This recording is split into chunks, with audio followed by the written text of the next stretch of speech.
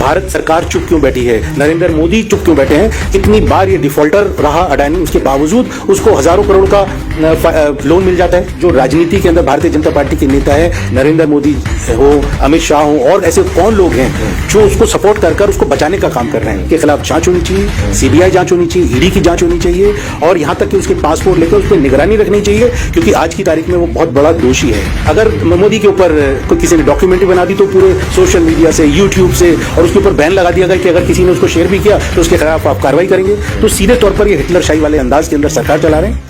मतलब इनको कोई दोषी ना कहे, लेकिन ये सबको जांच के कटघरे में खड़ा करना चाहते हैं। किसान 1 साल से ज्यादा धरने पर बैठे थे, 3 काले कानून उनके खिलाफ लेकर आए थे। किसको फायदा पहुंचाने के लिए? अडानी को। अडानी को कैसे मालूम था कि सरकार ये 3 कानून लेकर आएगी, किसानों को बंदी बनाया जाएगा, गुलाम बनाया जाएगा, उनकी फसलों को गिरवी रखा जाएगा, उनके खेतों को गिरवी रखा जाएगा। लेकिन वो पहले से वहां पर अपने वेयर हाउसेज बनाने शुरू कर दिए थे उसने। सरकार नरेंद्र मोदी नहीं चला रहे, अडानी और अंबानी चला रहे हैं। अडानी और अंबानी चला रहे हैं। उनके हिसाब से कानून बनाए जा रहे हैं, उनके हिसाब से पूरी व्यवस्था बनाई जा रही है ताकि लूट खसोट मैक्सिमम की जा सके। पर ईडी के केस, मतलब उन्होंने राहुल गांधी जी को तंग करने की कोशिश की, सोनिया गांधी जी को उन्होंने तंग करने की कोशिश की, विपक्ष की आवाज को दबाने का काम किया नरेंद्र मोदी ने और तमाम उनकी जांच एजेंसीज ने। वो एजेंसीज यानी के पासपोर्ट को जब्त कर लेना चाहिए, क्योंकि पहले हम लोग ये देख चुके हैं, मेहुल चोकसी हो, नीरव मोदी हो, विजय माल्या हो, किस तरीके से देश की जनता का पैसा लूटकर वो विदेशों में बैठ गए। अंबानी ने अभी विदेश के अंदर अपनी अरबों की संपत्ति वहां पर बनाकर अपना घर वहां पर बना लिया। अडानी को का पासपोर्ट जब्त करना, उसके परिवार का पासपोर्ट जब्त करना इसलिए जरूरी है क्योंकि वो देश की जनता का पैसा लूटकर, देश के बैंकों का पैसा लूटकर कहीं बाहर भाग गए तो देश की अर्थव्यवस्था पूरी तरीके से ध्वस्त हो जाएगी। सर, गौतम अडानी के खिलाफ रिपोर्ट है, लेकिन उनका जवाब यह है कि ये देश की अस्मिता पर हमला है, देश के ऊपर हमला है। अडानी देश नहीं है, और अगर वो ये बोलता है कि देश अपने आप को देश मानता है, और अगर उसकी फर्जीवाड़े के ऊपर अगर कोई जांच एजेंसी या कोई कंपनी उसकी रिपोर्ट निकाल कर देती है कि उसके किस तरीके से भ्रष्टाचार से लिप्त उसके तरीके थे अपनी दौलत को समेटने के, दौलत को बढ़ाने के, तो मैं समझता हूं कि वो सीधे तौर पर ये भी कहना चाहता है, वो अपने आप को इतना बड़ा मानता है कि उसके ऊपर जो भारत सरकार का आशीर्वाद है, नरेंद्र मोदी का आशीर्वाद है, अमित शाह का आशीर्वाद है, जिसकी वजह से 2014 में जो व्यक्ति 623वें नंबर पर था अमीर लोगों की, अमीर बिजनेसमैन की लिस्ट के अंदर, वो 2022 के अंदर दूसरे नंबर पे the most richest person of the world आ जाता है। तो इससे साफ जाहिर होता है कि वो उसके ऊपर कितना बड़ा आशीर्वाद इस भारत सरकार का रहा है। मैं दूसरे एंगल से अगर कहूं कि अडानी अगर अपने आप को ये बोलते हैं कि उसके ऊपर अगर उसकी कंपनीज के ऊपर अगर किसी ने सवालिया निशान लगाया या उसके ऊपर कोई प्रश्न चिन्ह लगाया, तो ये कहता है कि देश, ये भारत के ऊपर, उसकी अस्मिता के ऊपर ये आक्रमण है। मैं इसको ऐसा कहना चाहूंगा कि अडानी एक साधारण बिजनेसमैन है। जांच ये होनी चाहिए कि इतनी जल्दी, जब कोविड जैसे वक्त के अंदर, जब पूरा देश, पूरा विश्व त्राही कर रहा था, सिर्फ एक बिजनेसमैन इतना बड़ा साम्राज्य, इतना बड़ा अपना बिजनेस का एम्पायर कैसे खड़ा कर लेता है। इसके पीछे सीधे तौर के ऊपर जो भारतीय जनता पार्टी की सरकार है, नरेंद्र मोदी की सरकार है, उनकी पूरी तरीके से इन्वॉल्वमेंट है। और हमारे जो कांग्रेस पार्टी के लीडर हैं, जो आज की तारीख में भारत जोड़ो यात्रा के बाद में जिन्होंने एक बहुत बड़ा जन आंदोलन खड़ा किया, जन नायक के रूप में पूरे देश के अंदर स्थापित हुए हैं, वो हर बार ये बात कहते रहे, जोर देकर कहते रहे कि नरेंद्र मोदी पूरे देश के लोगों का, देश के बिजनेसमैन का, छोटे बड़े बिजनेसमैन का गला काटकर, उनसे बिजनेस छीनकर वो सिर्फ 2 परिवारों को दे रहे हैं, अडानी को और अंबानी को, उनको बड़ा करने का काम कर रहे हैं, जो सरासर गलत है। देश की अस्मिता के ऊपर वहां पर अटैक नरेंद्र मोदी कर रहे हैं। अगर नरेंद्र मोदी ये मानते हैं कि ये किसी तरीके से जो रिपोर्ट आई है और अडानी उसके अंदर एक दोषी साबित हो रहे हैं, तो जांच एजेंसी बैठानी चाहिए। अब ईडी, सीबीआई और जांच एजेंसीज क्या कर रही हैं? अगर हमारा नेशनल हेराल्ड जो हमारा अखबार था, उसका मात्र 90 करोड़ रुपए का एक मामला था, जो पूरी तरीके से हमारे हिसाब से पूरी तरीके से साफ सुथरा है, लेकिन उसके ऊपर उन्होंने प्रश्न चिन्ह लगाकर ईडी के केस, मतलब उन्होंने राहुल गांधी जी को तंग करने की कोशिश की, सोनिया गांधी जी को उन्होंने तंग करने की कोशिश की, विपक्ष की आवाज को दबाने का काम किया नरेंद्र मोदी ने और तमाम उनकी जांच एजेंसीज ने। वो एजेंसीज चुप क्यों बैठी हैं? भारत सरकार चुप क्यों बैठी है? नरेंद्र मोदी चुप क्यों बैठे हैं? सवाल ये उठता है। ऐसे लोग जो देश के लोगों का 11 लाख करोड़ रुपया जो निवेश करने वाले भारत की जनता थी, उनका पैसा हजम कर लिया, उनके पैसे का नुकसान कर दिया। LIC का एक बहुत बड़ा जो एक अमाउंट 18,000 करोड़ रुपया जो उसके अंदर उसका नुकसान हुआ है, उसकी भरपाई कौन करेगा? जो हमारे नेशनलाइज्ड बैंक हैं जैसे PNB है, SBI है, बैंक ऑफ बड़ौदा है, ऐसे बैंक से उसने लोन लिया, वो लोन का जो अमाउंट है वो पब्लिक का पैसा है। भारत सरकार ने उसको फैसिलिटेट किया, उसको मदद की, और मदद करके उनसे अगर किसी कंपनी का सिबिल खराब हो जाता है, किसी कंपनी की छवि खराब हो जाती है, तो उसको लोन नहीं मिलता। लेकिन कितनी बार ये डिफॉल्टर रहा अडानी, उसके बावजूद उसको हजारों करोड़ का लोन मिल जाता है।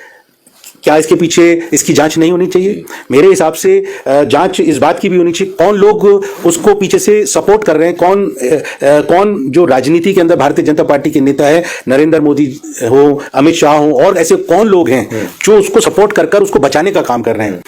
रेल उसको बेच दी, एयरपोर्ट सारे बेच दिए, जो हमारी देश की अस्मिता थी, जिन उपकरणों को कांग्रेस पार्टी के नेताओं ने पिछले 70 साल में खड़ा किया था, बनाया था, उसको बेचने का काम नरेंद्र मोदी की सरकार कर रही है, और उसका फायदा सीधे तौर पर अडानी और अंबानी को मिल रहा है। तो जांच तो इसके ऊपर भी होनी चाहिए। तो सिर्फ 2 ही परिवार या कुछ परिवार जो इंडस्ट्रियलिस्ट हैं, उनके पास में देश की आधी से ज्यादा संपत्ति अगर उनके पास में है, तो देश की इकोनॉमी के लिए बहुत बड़ा खतरा है।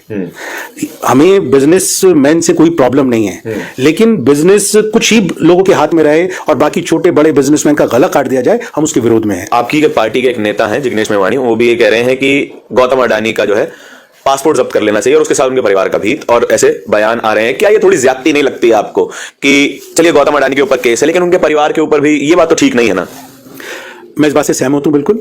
जो हमारे साथी लोगों ने कहा है और कुछ सिविल सोसाइटी के लोग भी ये बात कर रहे हैं कि अडानी के पासपोर्ट को जब्त कर लेना चाहिए, क्योंकि पहले हम लोग ये देख चुके हैं, मेहुल चोकसी हो, नीरव मोदी हो, विजय माल्या हो, किस तरीके से देश की जनता का पैसा लूटकर वो विदेशों में बैठ गए।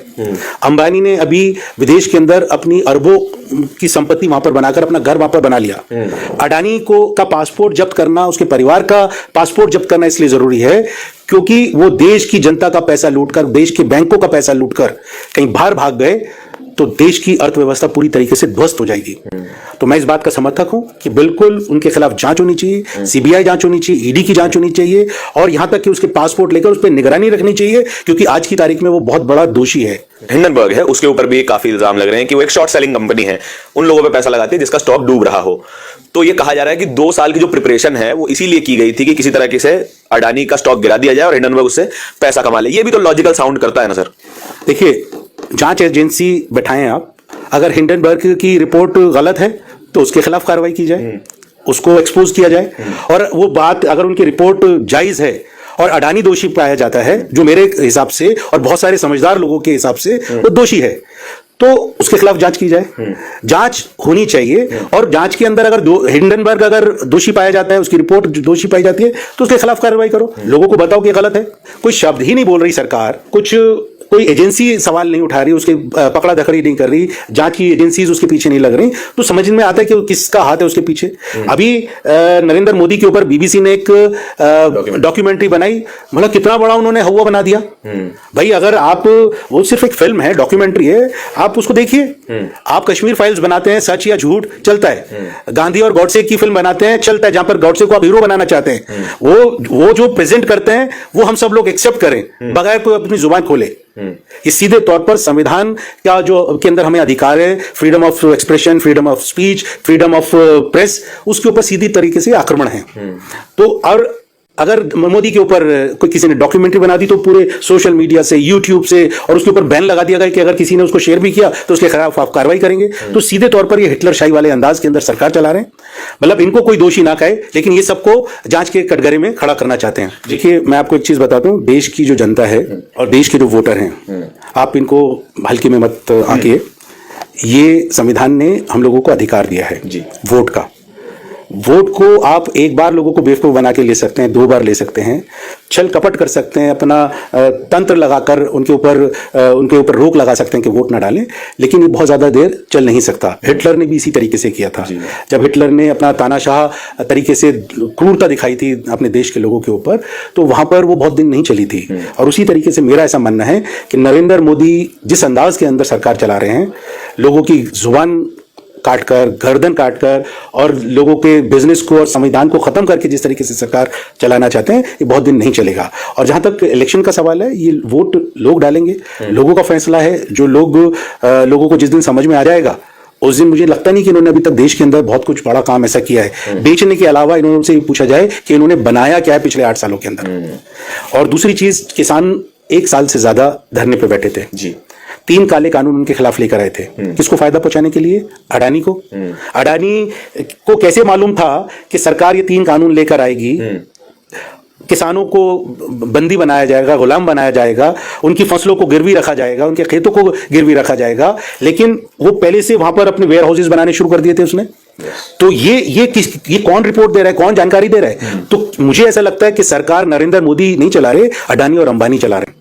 उनके हिसाब से कानून बनाए जा रहे हैं, उनके हिसाब से पूरी व्यवस्था बनाई जा रही है ताकि लूट खसोट मैक्सिमम की जा सके। लोटे साहब ने कहा कि लोगों को हल्के में नहीं लिया जाना चाहिए। आप याद कीजिए, जब देश आजाद होता है तो हमारी लिटरेसी रेट क्या थी? 30%। लेकिन उन्होंने संसद में चुन के किसको भेजा? उस समय के एलीट लोग और जो एस क्वालिटी के लोग थे, सबसे ज्यादा इंटेलेक्चुअल थे, सबसे ज्यादा विजनरी थे, उन लोगों को संसद भेजा।